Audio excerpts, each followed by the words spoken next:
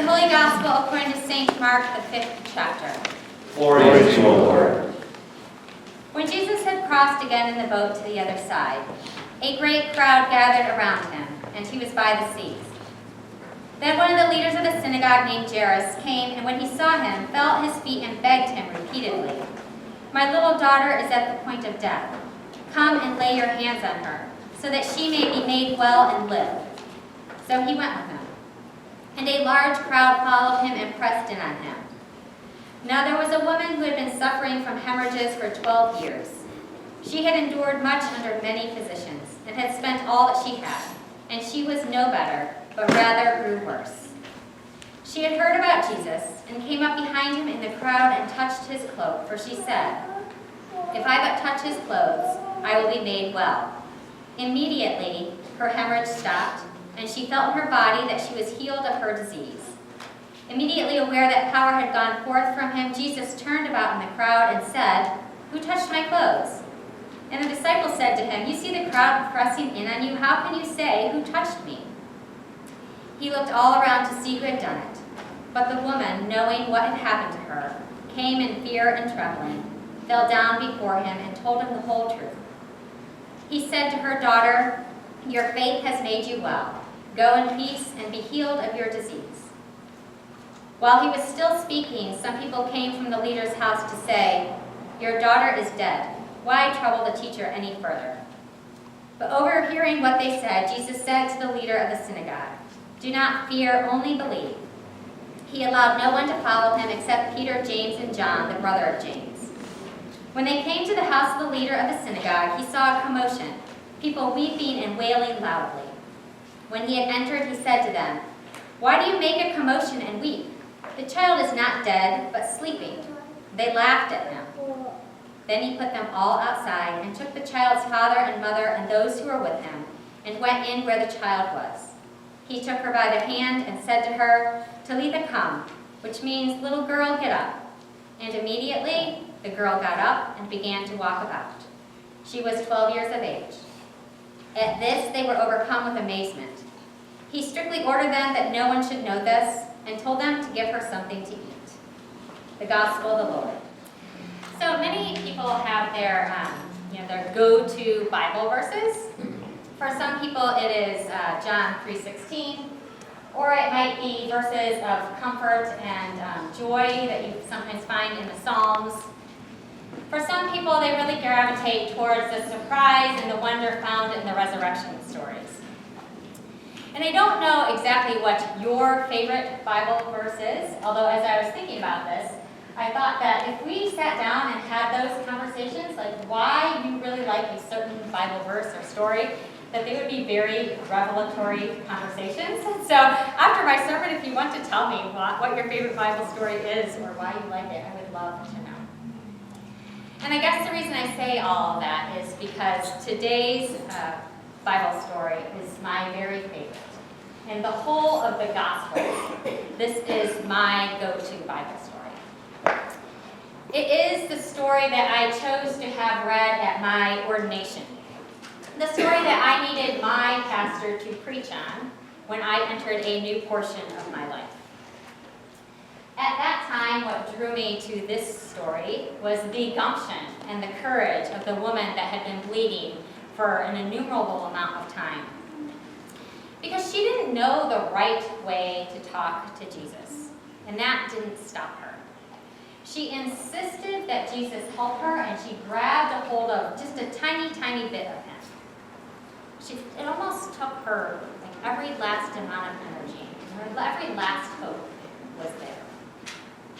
For me, this gospel story has always been the story for anyone who ever felt like they didn't have it all together.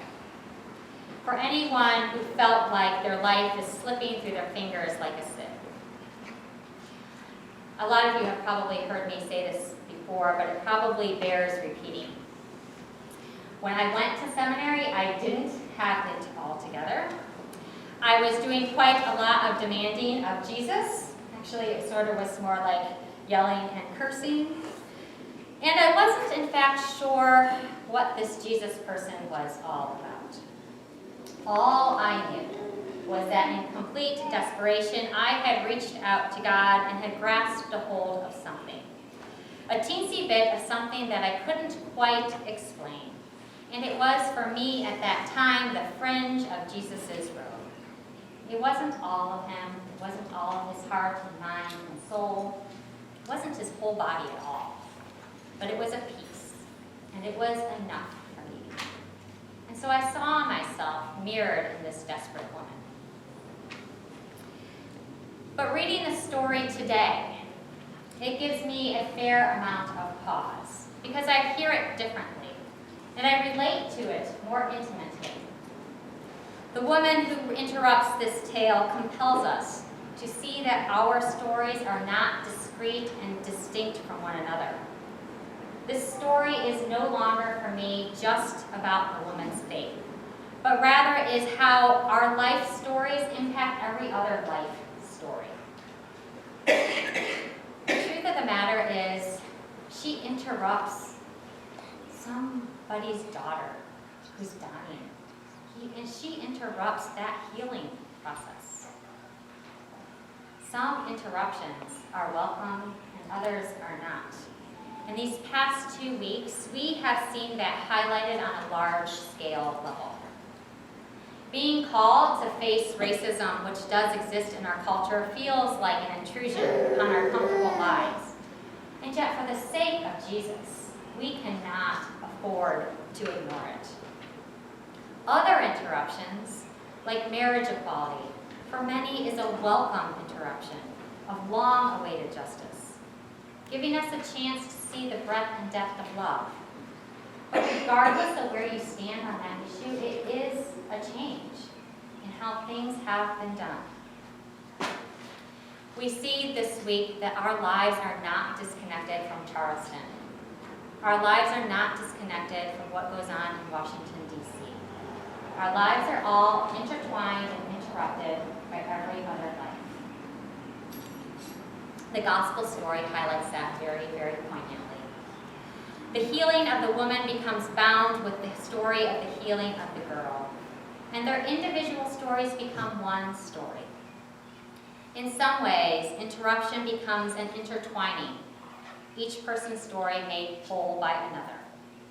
The girl's life is interrupted, the father's life is interrupted, the woman's life is interrupted, and frankly, even Jesus' life is interrupted. But that point of interruption is when the healing begins.